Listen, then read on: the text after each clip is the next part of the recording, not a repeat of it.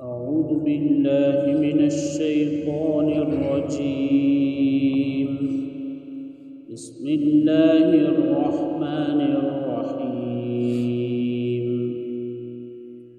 ثم كان من الذين آمنوا وتواصوا بالصبر وتواصوا بالمرحمة أولئك أصحاب الميمنة والذين كفروا بآياتنا هم أصحاب المشأمة عليهم نار مؤصدة. شروع کرتا ہوں اللہ کے نام سے جو بڑا مہربان ہے، نہایت ہی رحم والا ہے۔ پھر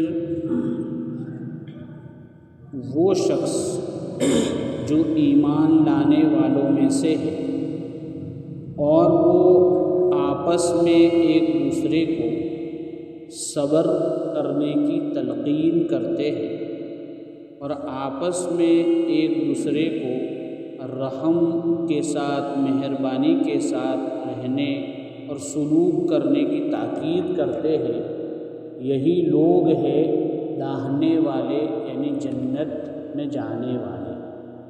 اور جو لوگ ہماری آیتوں کا انکار کرتے ہیں، جنہوں نے ہماری یعنی اللہ تعالیٰ کی آیات کا انکار کیا، یہ بائیں جانب والے ہیں یعنی دوزخی ہے، ان پر دوزخ بند کر دی جائے گی۔ یہ سورہ بلد ہے اور اس کی یہ آخری 4 آیتیں ہیں۔ اوپر جو بیان ہوا، اللہ تعالیٰ نے مکہ کی قسم کھائی، آدم علیہ السلام سے لے کر اب تک کی انسانیت کی قسم کھائی، اور پھر یہ کہا تھا کہ ہم نے انسان کو ایسی حالت میں بنایا ہے کہ وہ مشقتوں سے گزرتا ہے۔ اس کا تقاضا یہ تھا کہ وہ اللہ کے سامنے جھکے، لیکن جھکنے کے بجائے الٹے کام کرتا ہے۔ پھر اللہ تعالیٰ نے کہا کہ ہم نے تجھے آنکھیں دی، زبان دی، ہونٹ دیے، اور پھر دونوں راستے بتلائے۔ پھر دین کے راستے کو بتلائے کہ وہ گھاٹی جیسا ہے، اور گھاٹی کیا ہے تو 2 کام بتلائے تھے کہ گردن کو چھڑانا، غلاموں کو آزاد کرنا، اور آج کل کے اعتبار سے قیدیوں کو چھڑانا، اور دوسرا یہ کہ تنگی، پریشانی، غربت، فقر و فاقہ کے دنوں میں مسکین کو اور گھریلو یتیم کو کھلانا، یہ کام بتائے۔ اب اس کے بعد آخری آیتوں میں گویا سمجھ لیجئے کہ خلاصہ ذکر کر رہے ہیں کہ جنت میں جانے والے کون ہیں اور جنت سے روک کر دوزخ میں جانے والے کون۔ تو جو جنت میں جانے والے ہیں ان کے یہاں 3 کام بتلائے۔ سب سے پہلا کام تو ہے ایمان۔ ایمان کے بغیر تو کوئی کچھ بھی کر لے، کتنا ہی اچھا عمل کر لے، دنیا میں تو اس کو اللہ اس کا بدلہ دے گا، کیونکہ اللہ ہر اچھائی کو پسند کرتا ہے۔ تو اگر کوئی اچھا کام کرتا ہے تو اس کو اس کا بدلہ ضرور ملے گا، چاہے وہ کسی بھی مذہب سے تعلق رکھتا ہو، لیکن اس کو دنیا میں ملے گا۔ جیسے کوئی رمضان کے موقع پر ہماری افطار میں کچھ دے جاتے ہیں، کچھ غیر مسلم اس طرح کے ہوتے ہیں، کہیں مسجدوں میں کچھ لوگ دے دیتے ہیں، کہیں کسی غریب کی شادی میں دے دیتے ہیں غیر مسلم لوگ، تو ان کو یہ اچھا کام کر رہے ہیں، ان کو اس کا بدلہ ملے گا، لیکن دنیا میں ملے گا، آخرت میں کچھ نہیں ملے گا۔ تو سب سے پہلا کام ہے ایمان، وہ اللہ نے ہم سب کو دیا ہے نا، اس پر فیصلے ہونے ہیں اللہ کے وقت۔ اب ہم سب کی ذمہ داری ہے کہ اس کو محنت کر کے بچا کے لے جائیں۔ یہ ایسی دولت ہے کہ اگر اس کو ہمیں لینے جانا پڑتا تو بہت مشکل کام ہو جاتا۔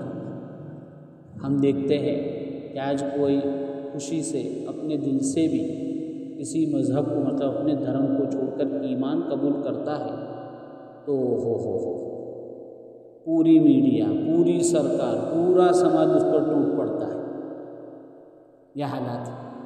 پھر اگر کوئی کچھ نہ کرے تو اس کی فیملی اس کو پریشان کرتی ہے، اس کے خاندان والے، اس کے بیوی بچے، بہت ساری پریشانیاں. اگر ان پریشانیوں کو جھیل کر مجھے اور آپ کو ایمان لانا پڑتا تو کوئی نہیں کہہ سکتا کہ ہم کر سکتے یا نہیں کر سکتے. اس لیے اللہ کے اس انعام پر خوش بھی ہونا چاہیے، فکر مند بھی ہونا چاہیے. اس کے بعد 2 کام بتائے اور ان دونوں کا تعلق ہے عمل سے. کس سے ہے؟ عمل سے. ایک عمل صبر کا ہے اور ایک عمل آپس میں رحم و کرم کا ہے. تو ہماری شریعت جو ہے، دین اور اسلام جو ہے، وہ ایک عملی دین ہے. کیسا دین ہے؟ عملی، پریکٹیکل. خالی تھیوری نہیں ہے. تھیوری بھی بہت پکی ہے ہمارے پاس، قرآن حدیث، لیکن ہمارا دین جو ہے نا وہ پریکٹیکلی ہے. ہمارے دین میں نیک کام کی بہت اہمیت ہے. یہاں جو 2 کام بتائے دونوں کا تعلق عمل صالح سے. عمل صالح یعنی ایمان کے بعد ہم سب پر جو ذمہ داری عائد ہوتی ہے وہ نیک اعمال ہے. کچھ نیک اعمال تو الحمدللہ کر لیتے ہیں ہم، لیکن ہم نیک اعمال کی لسٹ بھی سمجھے کہ نیکیاں کیا کیا ہے، اور یہ بھی سمجھے کہ نیکی کرنے پر اللہ نے قرآن میں کتنا ابھارا ہے اور کیا کیا دینے کا کہا. میں کچھ آیتیں پہلے بھی آئی. ہم نے سورہ عصر پڑھی تھی، اس میں اللہ تعالیٰ نے کہا کہ سارے انسان نقصان میں ہیں لیکن 4 آدمی فائدے میں ہیں. ایک تو جو ایمان لائے، الا الذین آمنوا وعملوا الصالحات، جس نے اچھے کام کیے، یہ کامیاب. لیلاف قریش کی ہم نے تفسیر پڑھی، اس میں اللہ تعالیٰ نے فرمایا لیلاف قریش ایلافہم رحلۃ الشتاء والصیف. اس کا مطلب بھی پہلے آ گیا ہے کہ قریش 2 سفر کرتے تھے، گرمی کا، سردی کا. حالانکہ اس زمانے میں سفر بہت مشکل کام تھا، بہت دنگے لوٹ مار ہوتی تھی، لیکن ان کو کوئی چھیڑتا نہیں تھا. ان کو کہا فَلْيَعْبُدُوا رَبَّ هَذَا الْبَيْتِ، کہ عبادت کرو، عمل کرو کہ اس کی، تاکہ جو کھلاتا بھی ہے اور جو پلاتا بھی. قرآن کریم میں اللہ تعالیٰ نے ایک جگہ فرمایا اِنَّهُ مَن يَأْتِ رَبَّهُ مُجْرِمًا فَإِنَّ لَهُ جَهَنَّمَ لَا يَمُوتُ فِيهَا وَلَا يَحْيَا. یہاں کہہ رہے کہ جو اپنے رب کے پاس مجرم بن کے آئے گا اس کے لیے دوزخ ہے. اس کو وہاں مرنا بھی نہیں ہے اور جینا بھی نہیں ہے. مرنا تو ہے ہی، جینا نہیں مطلب زندگی کس کو کہتے ہیں، اچھی حالت میں اس کو زندگی کہتے ہیں، تاکہ اس کو ایسا. اور وَمَن يَأْتِهِ مُؤْمِنًا، جو ایمان کی حالت میں آئے گا، قَدْ عَمِلَ الصَّالِحَاتِ، جس نے ایمان کے ساتھ اچھے اعمال کیے، فَأُولَٰئِكَ لَهُمُ الدَّرَجَاتُ الْعُلَىٰ. ایمان کی وجہ سے جنت میں تو جائے گا، لیکن وہاں کیٹیگری ہوگی، مقامات ہوں گے، ڈویژن ہوں گے. تو کہا اتنے اعمال کے کہ جیسے اس کے بہت اونچے درجات ہوں گے. ایک سبحان اللہ، ایک آدمی کے 100 سبحان اللہ اور ایک کے 101 ہے، تو اس کے اور اس کے درجے میں 500 سال کا فاصلہ ہو جائے. اتنا بھاؤ ہے، لیکن یہ بھاؤ اصل میں آنکھ بند ہونے کے بعد پتہ چلے گا. جن لوگوں نے ہمیں کہا ہے، قرآن نے ہمیں کہا ہے، حضور پاک صلی اللہ علیہ وسلم نے ہمیں کہا ہے یہ بھاؤ ہے، لیکن ہم جانتے بوجھتے بھی سستی کر جاتے. اللہ ہمیں معاف فرمائے. قرآن میں سورہ طٰہٰ میں اللہ تعالیٰ فرماتے ہیں وَمَنْ أَعْرَضَ عَنْ ذِكْرِي. بھئی ہم سب کی زندگیوں میں کچھ پریشانیاں ہیں کہ نہیں، شکوے شکایتیں ہیں. اللہ کیا کہہ رہا ہے؟ جو بھی میرے کام سے، میری عبادت سے، میری یاد سے آنکھ آڑے کان کرے گا، وَمَنْ أَعْرَضَ عَنْ ذِكْرِي، تو اللہ کیا کرے گا؟ فَإِنَّ لَهُ مَعِيشَةً ضَنْكَ، کی زندگی تنگ ہو جائے گی، سب کچھ ہوتے ہوئے گھٹن محسوس کرے گا، اس کو ایسا لگے گا زمین تنگ ہو گئی ہے، آسمان ٹوٹ پڑے گا. جیسے کسی کو سانس کی بیماری تو کیسی سانس چڑھتی ہے، سب کچھ ہونے کے باوجود اس کو گھٹن بے چینی رہے گی. یہ اللہ سے روگردانی کرنے کا یہ نتیجہ ہو. حالانکہ یہ اصل بیماری اللہ نے بتا دی ہماری، یہ رپورٹ ہے، لیبورٹری میں جا کے آیا ہے یہ. اب اس کے مطابق علاج ہونا چاہیے کہ زندگی میں تنگیاں ہیں، بے چینیاں ہیں، اس کا علاج اللہ والے کام ہے، اللہ کے حکموں پر چلنا. دوسری جگہ سورہ اعراف میں اللہ تعالیٰ آیت نمبر 96 میں فرماتے ہیں وَلَوْ أَنَّ أَهْلَ الْقُرَىٰ، اور اگر بستی والے لوگ آمنوا ایمان لاتے، وَاتَّقَوْا ڈرتے، لَفَتَحْنَا عَلَيْهِمْ بَرَكَاتٍ مِّنَ السَّمَاءِ آسمان اور زمین کی برکتوں کے دروازے ہم کھول دیتے. ایمان اور تقوی پر، یعنی آسمان اور زمین کا پورا نظام کس کے تابع ہے؟ اللہ کے تابع، اور اللہ نے اس کو جوڑا ہے ایمان اور اعمال کے ساتھ. دنیا والے کہتے ہیں پوز اینڈ ایفیکٹ، یہ ہوتا ہے تو یہ ہوتا ہے، یہ ہوتا ہے تو یہ ہوتا ہے. تو ایمان اور اعمال ہوں گا تو یہ ہوگا، سوال ہی پیدا نہیں ہے، ضرور ہوگا ہی. میں ٹرائی نہیں کرنی ہے، یقین کر کے عمل کرنا ہے. اللہ سورہ نوح کی آیت نمبر 11 میں فرماتے ہیں یرسل السماء علیکم مدرارا، اس سے پہلے ہے استغفروا ربکم انہ کان، اپنے رب سے استغفار یہ بھی ایک عمل ہے. تو کیا ہوگا؟ تاکہ اللہ آسمان سے موسلا دھار بارش برسائے، بارش کا مسئلہ حل ہوگا.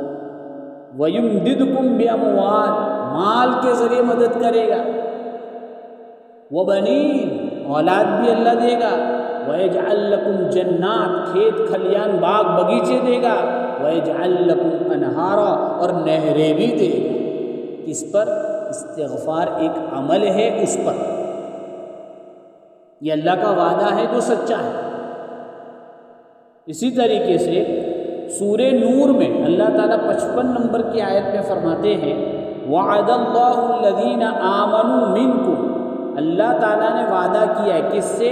ان میں سے وہ لوگ جو ایمان لائے، وَعَمِلُوا الصَّالِحَاتِ، ایمان کے ساتھ وَعَمِلُوا الصَّالِحَاتِ، جس نے اچھے بولو کام کیے، کیا دے گا؟ لَيَسْتَخْلِفَنَّهُمْ فِي الْأَرْضِ، زمین کی خلافت دے گا. کیا دے گا؟ حکومت دے گا، بادشاہت دے گا. اور اللہ نے ہماری طرف آگے حوالہ بھی دیا كَمَا اسْتَخْلَفَ الَّذِينَ مِنْ قَبْلِهِمْ، کہ ان سے پہلے لوگوں کو جیسے اللہ نے دیا تھا، صحابہ کو نہیں دیا؟ بولو دیا کہ نہیں دیا؟ صدیوں حکومتیں رہی اللہ کے فضل سے، اور آن بان شان کے ساتھ رہی. تو وہ دے گا، کام تو کرے، ایمان عمل پر آوے تو صحیح ہو.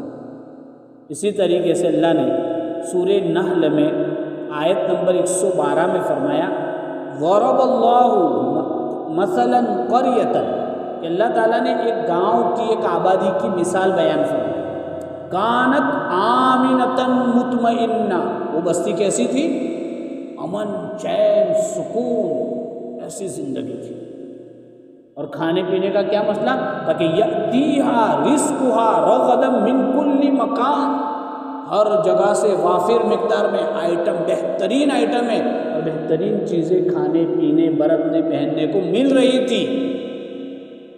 لیکن ہوا کیا؟ کیا ہوا؟ فکفرت بانعم اللہ، اللہ کی ان نعمتوں کی بولو کیا ہوئی؟ ناشکری ہوئی، ناقدری ہوئی. تو کیا ہوا؟ فَأَذَاقَهَا اللَّهُ لِبَاسَ الْجُوعِ وَالْخَوْفِ، اللہ نے کہا کہ ہم نے ان کو بھوک اور خوف کا ڈریس پہنا دیا. یہ جو لباس ہوتا ہے نا ہمارا پورا بدن ڈھانک لیتا ہے، یہ ڈھانکتا نہیں ڈھانکتا؟ تو کہا کہ خوف اور بھوک ان کے رگ رگ میں بٹھا دی، نعمتوں کی ناشکری کی تو بھوک آئی، اور اطمینان تھا، امن تھا، چین تھا، خوف مسلط ہو گئے۔ یہ ہوتا ہے کیوں ہوا؟ بما کانوا یصنعون، ناقدری کی اس لیے۔ ایک حدیث میں آیا کہ کسی نے پوچھا کہ اللہ کے رسول صلی اللہ علیہ وسلم انہلک وفینا صالحون، کیا ہم ہلاک ہو سکتے ہیں جبکہ ہم میں نیک کام کرنے والے ہوں؟ فرمایا ہاں، کب؟ اذا کثر الخبث، غلط کام کرنے والے بڑھ جائیں۔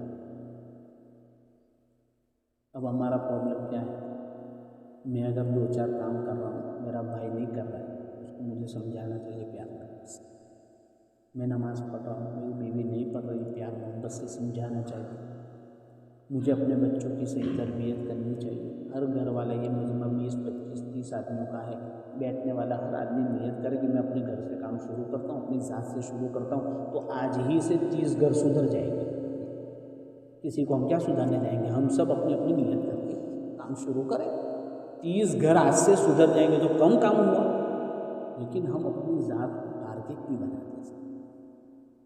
تو یہ کام اصل کرنے کا ہے۔ تو اللہ تعالیٰ نے یہ ساری باتیں، اب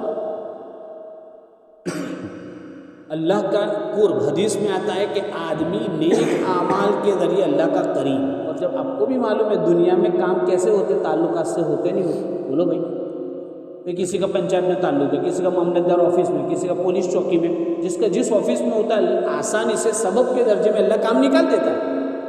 تو اللہ کہہ رہا ہے نیک اعمال سے میرا قرب حاصل کرو، اللہ قریب ہو جائے گا تو سب کام ہو جائیں گے کہ نہیں؟ سب ہو جائیں گے، کیوں نہیں ہوں گے؟ اللہ وقت پہ بارش بھی دے دے گا، موسم کی ضرورت نہیں پھر اس کے لیے۔ اپنے فضائل صدقات میں ایک قصہ سنا ہوگا کہ ایک شخص اپنی پیداوار میں 3 حصے کرتا تھا، ایک بیارن کے لیے، ایک گھر کے لیے اور ایک صدقہ۔ 15,000 کا ہوا تو 5,000 بیارن نہیں بولتے نا، کھاتر کے آئندہ کے لیے، اور 5,000 اپنے گھریلو خرچے کے لیے، اور 5,000 صدقہ۔ تو ایک دن ایک آدمی نے سنا کہ بادل میں آواز پیدا ہوئی کہ بھئی فلاں کے کھیت میں پانی برسا۔ بادل بھی چلا، وہ آدمی بھی چلا، اس کے ساتھ دیکھے کہ کہاں جاتا ہے۔ وہاں دیکھا کہ ایک آدمی کھیت میں کھڑا تھا، پانی گر رہا تھا۔ اس نے پوچھا تیرا نام کیا ہے؟ کیا کیوں پوچھ رہا تھا؟ کہ ایسے پوچھ رہا ہوں۔ اس نے نام بتایا کہ یہ نام تو میں نے آسمان میں سنا، تو کیا عمل کرتا ہے؟ کہ میں ایسا عمل کرتا ہوں۔ دیکھ اس نے کھیتی کا جو عمل تھا وہ کیا، بارش آئی، دکاڑ کے رونے سے کچھ نہیں ہونے کا ہے۔ دکاڑ مہنگائی، میرے اور آپ کے ذمے جو کام ہے ہم اس کو پورا کر دیں بس، باقی اللہ کا کام خود وہ کرے گا۔ جو ہمارے اصل میں مسئلہ کیا ہے، جو ہمارے ذمے نے ہم اس کو کرنے جا رہے ہیں، اور جو ذمے ہیں وہ کر نہیں رہے ہم لوگ۔ صحیح کہہ رہا ہوں میں؟ جی بھائی میں سدھروں یہ تو میں کر سکتا ہوں، بولو میں ان کو نہیں کہہ سکتا، ان کو نہیں کہہ سکتا، ان کو، میں تو سدھروں، یہ کر سکتا ہوں لیکن مجھے کرنا نہیں، اور جن کو میں نہیں کر سکتا ہوں سدھر جاؤں۔ تو یہ پرابلم ہے۔ تو ہم کوشش کریں اعمال صالح۔ عمل صالح کس کو کہتے ہیں؟ جس میں 3 باتیں ہیں، رب کا حکم ہو، نبی کا طریقہ ہو، اور اللہ کی رضا مقصود ہو، اس کو کہتے ہیں عمل صالح۔ میں کچھ بھی کام شروع کر دوں تو کسی ہوٹلے پہ بیٹھ کے بھائی 1500 مرتبہ یہ پڑھوں گا تو یہ ہوٹلا نیچا ہو جائے گا اوپر، ایسا کچھ ہوتا نہیں ہے۔ جو شریعت کا حکم ہو، نبی کا طریقہ ہو، اور اللہ راضی ہوتے ہو۔ اور اعمال صالحہ سے کیا فرق پڑتا ہے؟ آخر میں بس ایک قصہ سنا دیتا ہوں کہ حجاج بن یوسف بڑا آدمی گزرا ہے، اس کا ظلم بھی مشہور ہے اور کچھ کام بھی مشہور ہے۔ تو اس نے ایک علاقے میں حملہ کرنے کا ارادہ کیا، بستی مسلمانوں کی تھی، لیکن بہرحال بادشاہت کا نشہ ہوتا ہے لوگوں کو کہ ان کے آڑے کوئی آوے تو بس ختم کرو، یہ ہر جگہ یہی سسٹم چلتا ہے۔ تو حجاج بن یوسف نے ایک بستی پر حملے کا ارادہ کیا، بستی والوں کو پتہ چلا، تو بستی والوں نے سوچا کہ آنے دو اس کا مقابلہ کرتے ہیں۔ تیاری کی، لیکن لوگوں نے کہا کہ برابر ہے، تیاری کر بھی سکتے ہیں، ہمارے پاس افراد بھی ہے، لڑیں گے بھی، لیکن اپنے پاس حسن بصری رحمۃ اللہ علیہ اللہ والے ہیں، ان کے پاس جا کے مشورہ تو کرے۔ جی ہر جگہ دیکھو دونوں جوش والے بھی ہوتے، ہوش والے بھی ہوتے، جوش والوں کو تھوڑا اپنا جوش ہوش والے کے ساتھ ملا دینا چاہیے، اور ہوش والوں کو پھر اللہ والوں کے پاس جانا چاہیے جو سمجھدار۔ تو بہرحال لوگ حسن بصری رحمۃ اللہ علیہ کے پاس، تو حسن بصری رحمۃ اللہ نے پوری بات سن لی کہ کیا مسئلہ ہے، کیا نہیں کیا نہیں۔ پھر کہا کہ تم کتنے حجاج کو مارو گے؟ چلو تم مان لو کہ یہ آنے والے حجاج کو تم نے مار دیا، کل کوئی اور حجاج آئے گا، لیکن میں کچھ کام بتاتا ہوں وہ کر لو تو ہمیں لڑنے کی نوبت نہیں آئے گی۔ تاکہ کیا کام حضرت؟ دیکھو وہ دل سے پوچھنے گئے تھے، آج کل تو فارمیلٹی ہوتی ہے، اللہ معاف فرمائے، وہ واقعی میں عمل کرنے والے تھے تو پوچھنے گئے تھے، تو پوچھا کیا کرنا ہے؟ تاکہ پہلا کام تو یہ کرنا ہے کہ جن جن لوگوں نے دوسروں کے مال وغیرہ جو دبا رکھا ہے وہ دے دو، جس کا بھی ناجائز طریقے سے کسی نے مال ہڑپ کیا ہے وہ دے دو، جس کا بھی لیا ہے، ایک کام یہ کرو، کر لیا انہوں نے۔ دوسرا کام یہ کہا کہ جو بھی اپنی بیوی اور جائز طریقے کے علاوہ اور کہیں تعلق رکھ رہا ہے وہ تعلق ختم کرے، آوارگی بے حیائی جو ہے اس کو ختم کرے۔ اور تیسرا کام یہ کیا جائے کہ اپنے اوقات کو نکال کر مسجد میں مرد حضرات اطمینان سے قبلے کی طرف رخ کر کے قرآن پاک کی تلاوت کا معمول بنائیں، اور عورتیں اپنے گھروں میں۔ یہ تینوں کام شروع کیے، حجاج بن یوسف نے اپنا ارادہ ہی بدل دیا ادھر آنے کا۔ حسن بصری رحمۃ اللہ علیہ نے بعد میں ان لوگوں کو کہا کہ میں جس دن میں تم کو کہہ رہا تھا اور تم نے عمل شروع کیا، اسی دن سے مجھے یقین تھا، اور صرف تمہارے لیے نہیں، آئندہ بھی جو لوگ یہ تین کام کریں گے ایمان اعمال کے ساتھ، اللہ کا وعدہ اس کے ساتھ بھی۔ تو ہمارے سامنے بھی حجاج بہت سارے ہیں، نام الگ الگ ہوتے ہیں، تو ان حجاجوں کا علاج یہی ہے کہ ان حجاجوں کے مقابلے کے لیے ہم اپنے مالی بدنی اعمال کو صحیح کر لیں، ناجائز تعلق چھوڑ دے، ناجائز مال چھوڑ دے اور اللہ سے قرآن سے تعلق وابستہ کر دے۔ نیت کرتے ہیں اللہ تبارک و تعالیٰ ہم سب کو صحیح سمجھ عطا فرماوے۔ تو یہی کہا کہ یہ تین اعمال کریں گے تو جنتی، اور نافرمانی کریں گے تو دوزخ ہے، اور اس پر دوزخ بند کر دی جائے گی، یعنی آگ میں ڈال کر بند لاک کر دیا جائے گا، کوئی بھاگنے کی جگہ نہیں۔ اللہ تعالیٰ ہماری حفاظت فرماوے اور ایمان اعمال کے ساتھ رہنے کی اور مرنے کی توفیق عطا فرماوے۔ وآخر دعوانا